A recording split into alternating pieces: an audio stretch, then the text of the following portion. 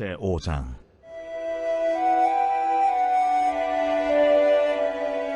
요단 서쪽의 아모리 사람의 모든 왕들과 해변의 가나안 사람의 모든 왕들이 여호와께서 요단물을 이스라엘 자손들 앞에서 말리시고 우리를 건너게 하셨음을 듣고 마음이 녹았고 이스라엘 자손들 때문에 정신을 잃었더라. 그때에 여호와께서 여호수아에게 이르시되 너는 부싯돌로 칼을 만들어 이스라엘 자손들에게 다시 할례를 행하라. 여호수아가 부싯돌로 칼을 만들어 할례산에서 이스라엘 자손들에게 할례를 행하니라. 여호수아가 할례를 시행한 까닭은 이것이니 애굽에서 나온 모든 백성 중 남자 곧 모든 군사는 애굽에서 나온 후 광야 길에서 죽었는데 그 나온 백성은 다 할례를 받았으나 다만 애굽에서 나온 후 광야 길에서 난 자는 할례를 받지 못하였습니다.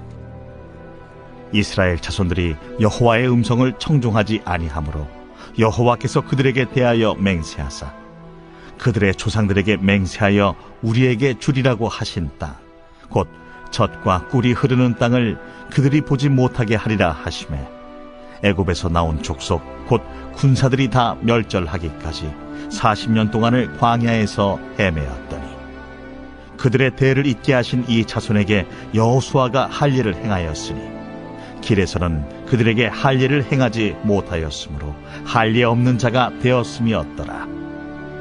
또 그 모든 백성에게 할례 행하기를 마치매 백성이 진중 각 처소에 머물며 낫기를 기다릴 때에 여호와께서 여호수아에게 이르시되 내가 오늘 애굽의 수치를 너희에게서 떠나게 하였다 하셨으므로 그곳 이름을 오늘까지 길갈이라 하느니라.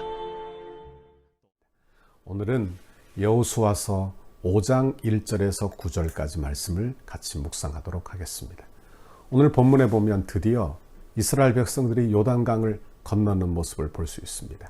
그런데 중요한 것은 아모리 사람과 모든 가나안 족속들이 이 사실을 듣고 너무나 놀랐다는 사실이에요. 1절 말씀을 한번 보십시오. 1절에 이런 말씀이 나옵니다.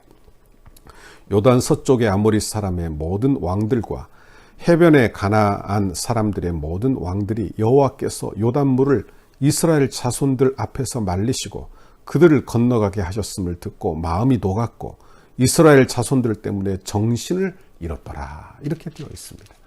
이스라엘 백성들이 요단강을 건널 때만 해도 가나안 족속들은 당시의 상황들을 다 보고받고 있었던 것 같아요.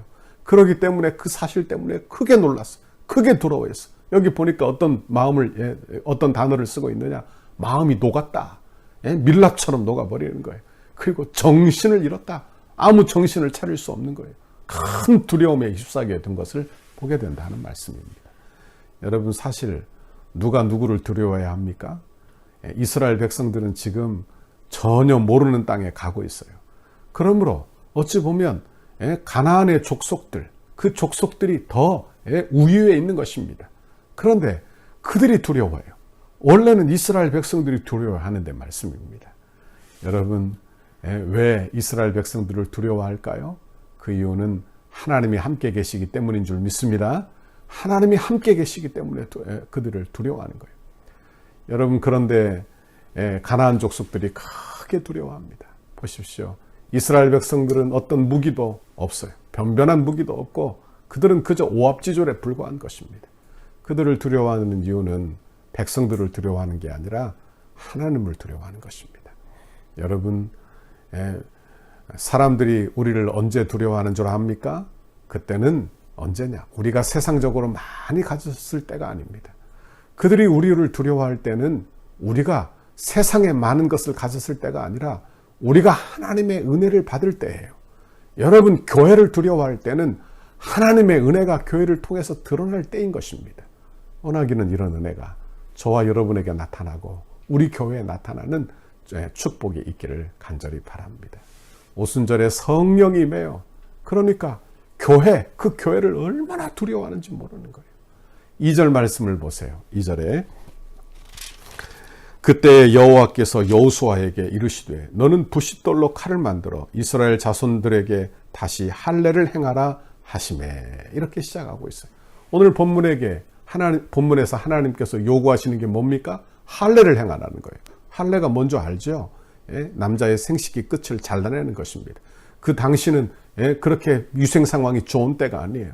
그러므로 할례를 행하면 얼마나 몇 주가 될지 몇 달이 될지 모르게 고통을 당하는 것입니다. 그런데 전쟁을 앞두고 있잖아요. 전쟁을 앞두고 그렇게 다 남자들이 고통을 당하고 있다면 기습해 올지도 모를 일이에요. 그런데 할례를 행하라고 하는 것입니다. 이런 일들이 창세기 34장에서도 예를 들어 볼 수 있죠. 야곱의 아들들이 그의 누이 디나가 세겜 사람에게 강간을 당하자 그들에게 뭘 요구합니까? 할례를 행하라. 그러면 우리가 혼인하겠다. 남자들이 다 할례를 해요. 할례를 받아. 그 사이에 아파가지고 출입을 하지 못할 때 그때 그들이 다 찾아가 돌육하는 장면이 성경에 나오는 것입니다.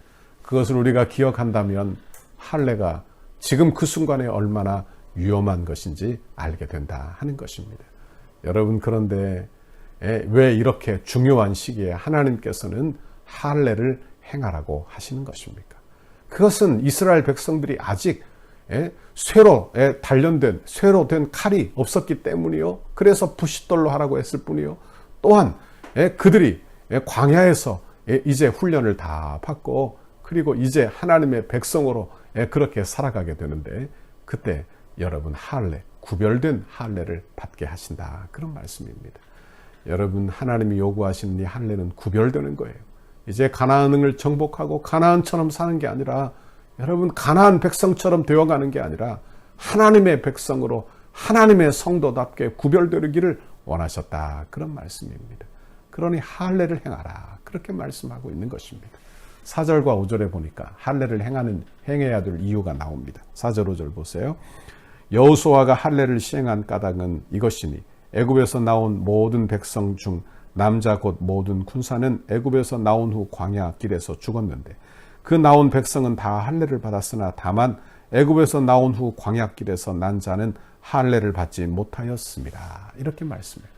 본래 백성 중 그들이 출애굽할 때 나올 때 그들 다 할례를 받았어요. 그러나 출애굽 중에 길에서 난 사람은 할례를 받지 못했다는 거예요. 받을 기회가 없었다는 이야기예요. 그러므로 백성은 어떻게 나누어지게 되었느냐? 할례자와 무할례자로 나누어지게 되었다. 그런 말씀입니다. 여러분, 할례를 정식적으로 받은 백성이 있었고 다른 하나는 할례를 받지 못한 무할례 자손들이 있었다는 말씀이에요. 여러분, 그런데 할례 받은 사람들은 다 죽었어요. 왜? 광야길에서 불순종함으로 말미암아. 그러나 이제 할례 받지 못한 사람만 남게 된 거예요. 그래서 그들에게 할례를 행하라. 그렇게 명령하고 있는 것입니다. 6, 7절 말씀을 보세요. 이스라엘 자손들이 여호와의 음성을 청종하지 아니하므로 여호와께서 그들에게 대하여 맹세하사 그들의 조상들에게 맹세하여 우리에게 주리라고 하신 땅 곧 젖과 꿀이 흐르는 땅을 그들이 보지 못하게 하리라 하시매 애굽에서 나온 족속 곧 군사들이 다 멸절하기까지 40년 동안을 광야에서 헤매었더니 7절 그들이 대를 잇게 하신 이 자손에게 여호수아가 할례를 행하였으니 길에서는 그들에게 할례를 행하지 못하였으므로 할례 없는 자가 되었음이더라. 이렇게 기록하고 있는 것입니다. 그리고 여기 보니까 한번 생각해 보십시오. 출애굽의 체험, 출애굽의 체험도 하고 할례를 받은 그런 자들이 불순종해서 다 죽었어요. 그런데 출애굽의 경험도 없고 할례도 받지 않은 그런 사람들은 어떻게 하느냐? 지금 순종하고 있는 것입니다. 그러니 얼마나 대비가 되는지를 한번 잘 보세요. 이게 뭘 이야기하고 있는지를 잘 보십시오. 우리가 하나님의 백성으로 인정받는 것은 어찌 보면 형식적인 그런 격식의 문제가 아니라 믿음과 순종의 문제라는 것을 알게 되는 것입니다. 그러니 할례, 그 할례는 이제 신약에 와서는 마음의 할례를 받아라. 마음의 할례를 받는 것입니다. 저와 여러분은 거듭나 마음의 할례를 받고 우리의 마음 중심이 하나님을 향하는 저와 여러분의 신앙생활이 다 되어야 할 줄 믿습니다. 여러분, 우리의 본성이 어때요? 우리의 본성은 죄악된 본성입니다. 그러므로 가나안 땅에 들어간 이스라엘 백성들이 가나안 문화에 다 섞일 가능성이 큰 거예요. 그러니 우리의 마음의 할례를 받아야 돼요. 우리의 마음의 할례, 우리의 죄악을 끊어내야 하는 것입니다. 우리의 부패한 본성을 잘라내야 하는 거예요. 우리의 교만을 잘라내야 하는 것입니다. 이런 할례를 하나님이 그들에게 요구하고 계시는 거예요. 여러분, 원하기는 저와 여러분도 새해 살면서 여러분 영적 할례가 우리에게 임하시기를 바랍니다. 그래서 세상과 구별되기를 바랍니다. 요즘 코로나로 교회가 많이 어렵죠. 그 이유가 뭐예요? 교회가 구별되지 않으니까, 성도가 이 세상에서 성도로 구별되지 않으니까 그런 문제가 있지 않습니까? 여러분 오늘 하루 저와 여러분은 성도로서 구별된 삶을 살기를 간절히 바랍니다. 그러자 이스라엘 백성들이 어떻게 합니까? 8절 9절을 보세요. 또 그 모든 백성에게 할례 행하기를 마치매 백성이 진중 각 처소에 머물며 낫기를 기다릴 때에 9절 여호와께서 여호수아에게 이르시되 내가 오늘 애굽의 수치를 너희에게서 떠나가게 하였다 하셨으므로 그곳의 이름을 오늘까지 길갈이라 하느니라. 이렇게 말씀하고 있는 것입니다. 여기에 보니까 애굽의 수치가 굴러갔다 그렇게 말을 해요. 할례를 받고 비로소 여러분 노예 딱지를 떼내게 되었다. 애굽의 죄의 본성을 떼내게 되었다. 그런 말씀을 하고 있는 것입니다. 여러분 저와 여러분도 예수 잘 믿어 성령으로 거듭나 우리의 마음의 할례가 이루어지기를 간절히 바랍니다. 그리고 우리 안에 노예의 딱지, 죄의 딱지 이것이 떨어져 나가고 하나님이 주시는 긍휼과 은혜를 받는 저와 여러분 새해가 되기를 바랍니다.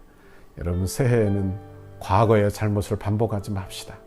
여러분 작년의 잘못을 반복하지 맙시다. 작년의 죄악을 반복하지 맙시다. 새해에는 구별되게, 새해는 성도답게 그렇게 믿음으로 살아. 여러분 새해에는 이 새해가 여러분의 길갈이 되고 우리의 과거가 다 굴러갔다. 그런 길갈이 되는 하나님의 은혜가 임하시기를 간절히 바랍니다. 여러분 오늘 하루도 힘내시기 바랍니다. 오늘 하루도 성도로 살기를 주저하지 않기를 바랍니다. 같이 기도하겠습니다.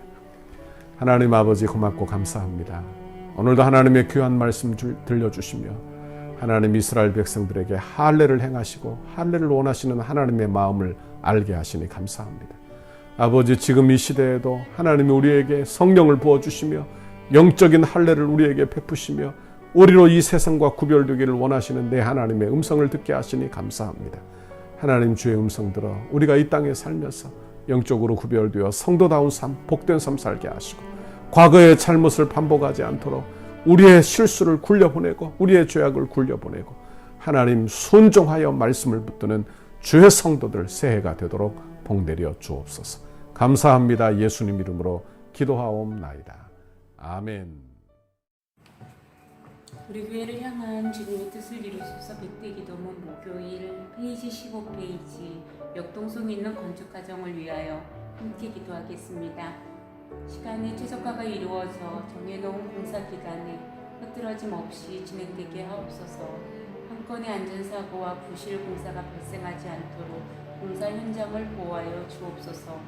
공사 기간 중 불미스러운 일이나 어떠한 사건, 사고 없도록 하나님께서 보호하여 주시고 은혜로 인도하여 주옵소서. 공사 차량과 공사 장비가 오고 갈 때마다 사고가 없게 하시고 이 일을 위해 교회가 합심으로 기도하도록 인도하여 주옵소서.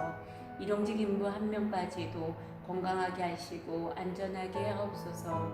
공사 기간과 날씨 등 모든 환경을 주장하셔서 공동의 아무런 차질이 없게 하시고 악한 세력이 범접하지 못하도록 보호하여 주옵소서. 공사 중에 성전토에 기도하기 위하여 오고 가는 성도들의 안전을 지켜주옵소서. 공사 중에 성도들 가족의 안전도 지켜주셔서 기도의 어려움이 없게 하옵소서.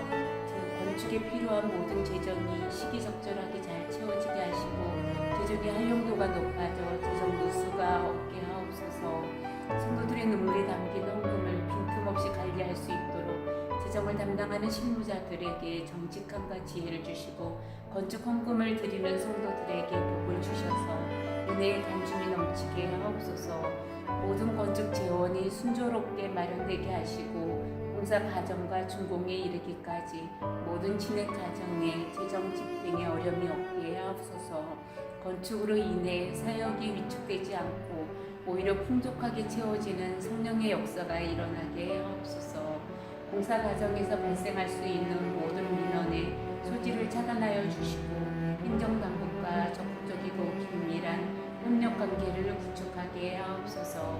건축이 진행되는 동안 지역사회와 이웃 주민들과 깊은 신뢰의 관계를 형성하게 하시고 덕소교회에 대하여 기대감과 소망을 품게 하옵소서. 인접 건물이나 대지 소유자, 인접 주민들과 친밀한 관계 속에 무진동, 무소음, 무분진 공법으로 안전한 철거가 안전한 특파기가 되게 하옵소서.